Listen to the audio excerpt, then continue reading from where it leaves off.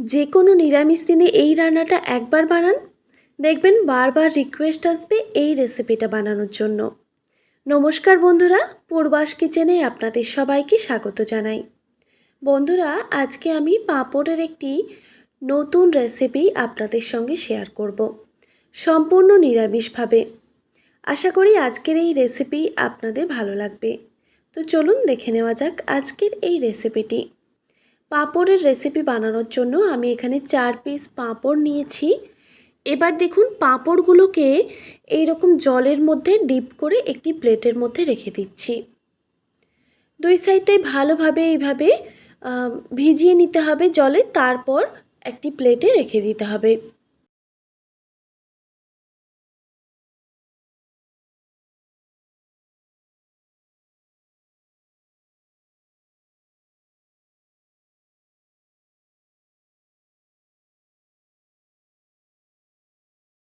সব পাঁপড়গুলো আমি ভিজিয়ে তারপর একটি প্লেটে রেখে দিয়েছি।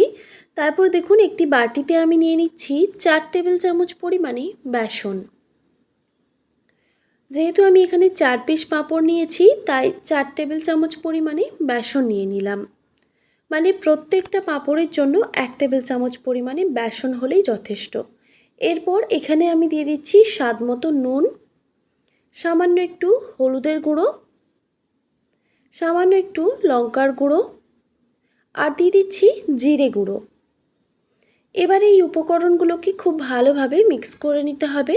এই শুকনো উপকরণগুলোকে খুব ভালোভাবে মিক্স করা হয়ে গেলে এবার আমি এখানে সামান্য পরিমাণে জল দিয়ে এর একটা ব্যাটার বানিয়ে নেব। তবে ব্যাটারটা খুব বেশি পাতলাও না, আবার খুব বেশি ঘনও না, ঠিক এই রকমই ব্যাটারটা বানিয়ে নিতে হবে। দেখুন আমি বানিয়ে নিয়েছি, আপনাদের দেখিয়ে দিচ্ছি ব্যাটারের ঘনত্বটা ঠিক কীরকম থাকবে। এইভাবেই কিন্তু ব্যাটারটা রেডি করে নিতে হবে। তো ব্যাটারটা রেডি হয়ে গেছে। এবার আমি একটি থালার মধ্যে ওই ভিজিয়ে রাখা পাঁপড়গুলো নিয়ে নিচ্ছি। একটা পাঁপড় আমি প্রথমে নিয়ে নিলাম, সব একসঙ্গে নেওয়া যাবে না। এবার এই যে বেসনের ব্যাটারটা আমি রেডি করে রেখেছি সেটা আমি 1 টেবিল চামচ পরিমাণে দিয়ে দিচ্ছি। মানে যতটা দরকার ঠিক ততটাই দিয়ে দিতে হবে। এবার দেখুন পুরো পাঁপড়ের ওপরে এই বেসনের ব্যাটারটা ঠিকমতো লাগিয়ে নিতে হবে।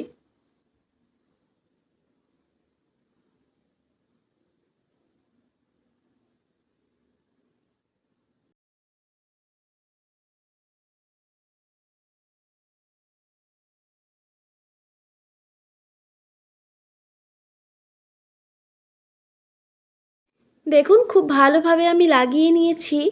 এবার এটাকে আমি রোল করে নিচ্ছি। খুব সাবধানে কিন্তু এই কাজটা করে নিতে হবে।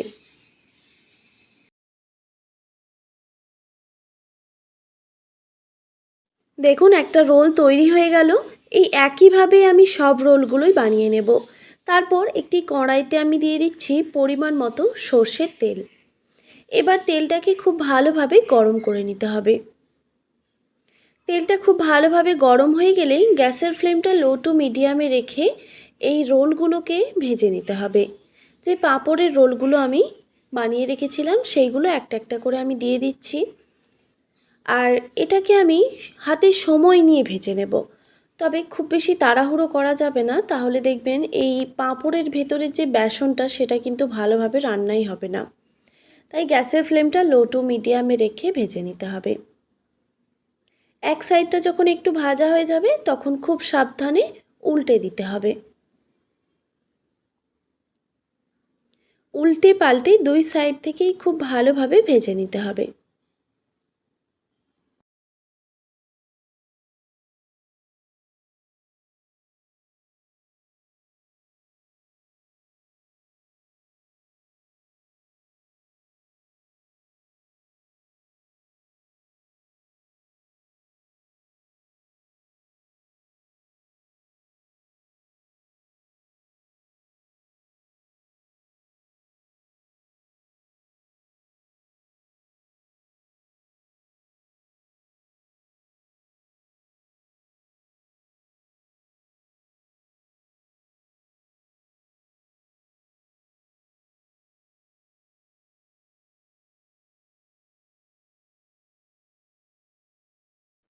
দেখুন বন্ধুরা, গ্যাসের ফ্লেমটা একদম লো টু মিডিয়ামে রেখে আমি উল্টে পাল্টে পাঁপড়গুলোকে ভালোভাবে ভেজে নিয়েছি।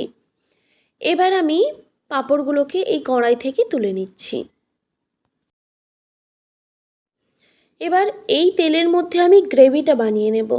সেই জন্য দেখুন ওই তেলের মধ্যেই দিয়ে দিচ্ছি দুটো তেজপাতা আর সামান্য একটু গোটা জিরে বা সাদা জিরে। এরপর এই জিরেটা ভাজা হয়ে গেলেই দিয়ে দিচ্ছি আদা বাটা। আমি প্রায় 1 টেবিল চামচ পরিমাণে এখানে আদা বাটা ব্যবহার করেছি।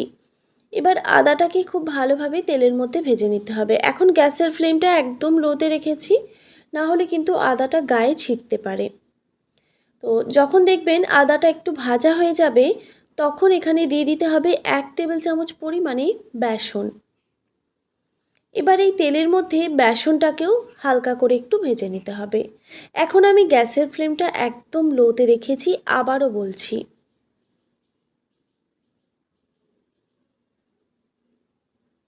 এই আদার সঙ্গে বেসনটাকে একটু ভেজে নেওয়ার পর এখানে আমি কিছু গুঁড়ো মশলা অ্যাড করব। দিয়ে দিচ্ছি হলুদের গুঁড়ো 1/2 টিস্পুন পরিমাণে, লঙ্কার গুঁড়ো দিয়ে দিচ্ছি 1/2 টিস্পুন পরিমাণে, জিরে গুঁড়ো দিয়ে দিলাম 1/2 টিস্পুন। এরপর সামান্য পরিমাণে জল দিয়ে এবার মশলাটাকে ভালোভাবে কষিয়ে নিতে হবে। বন্ধুরা, এখানে আমি যেহেতু পাঁপড়ের সবজি বানাচ্ছি, তাই খুব বেশি মশলার প্রয়োজন কিন্তু পড়বে না। পাঁপড়ের একটা আলাদা ফ্লেভার থাকে, তাই এখানে খুব বেশি মশলা দিলে কিন্তু পাঁপড়ের ফ্লেভারটাই চলে যায়। দেখুন মশলাটা ভালোভাবে ভাজা হয়ে গেছে। এবার এখানে আমি মিডিয়াম সাইজের একটা টমেটো কুচি দিয়ে দিলাম। এরপর স্বাদ মতো নুন দিয়ে দিচ্ছি, তাহলে টমেটোটা তাড়াতাড়ি গলেও যাবে আর ভাজাও হয়ে যাবে। এবার আমি গ্যাসের ফ্লেমটা লো টু মিডিয়ামে রেখে এই মশলার সঙ্গে টমেটোটা ভালোভাবে কষিয়ে নেব। ততক্ষণে দেখুন এইদিকে পাঁপড়গুলো ঠান্ডা হয়ে গেছে। এবার আমি একটা ছুরি দিয়ে এরকম ছোট ছোট পিস করে কেটে নিচ্ছি।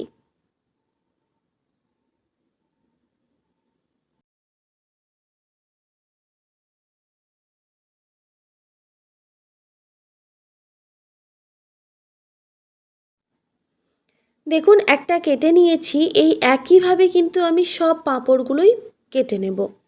আর বন্ধুরা, দেখতেই পাচ্ছেন আপনারা যে কতটা সফট হয়েছে পাঁপড়গুলো। সবগুলো কাটা হয়ে গেছে। এবার এই দিকে দেখুন মশলাটাও ভালোভাবে কষানো হয়ে গেছে।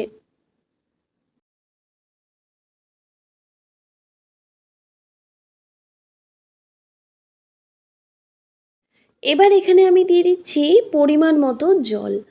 আমি এখানে এরকম একটা ছোট বাটির মাপ করে 2 বাটি পরিমাণে জল অ্যাড করেছি। প্রথমে 1 বাটি জল দিয়ে তারপর মশলার সঙ্গে খুব ভালোভাবে মিক্স করে নিয়েছি। তারপর আমার আবার মনে হলো আরও একটু জলের প্রয়োজন আছে। যেহেতু এটা পাঁপড়ের সবজি, তাই একটু জল টানবে। তাই এখানে আমি দুই বাটি পরিমাণে জল দিয়ে দিলাম। তারপর খুব ভালোভাবে আবারও নাড়াচাড়া করে মিক্স করে নিচ্ছি। এবার গ্যাসের ফ্লেমটা হাই রেখে এই জলটাকে ফুটতে দিতে হবে বেশ কিছুক্ষণ।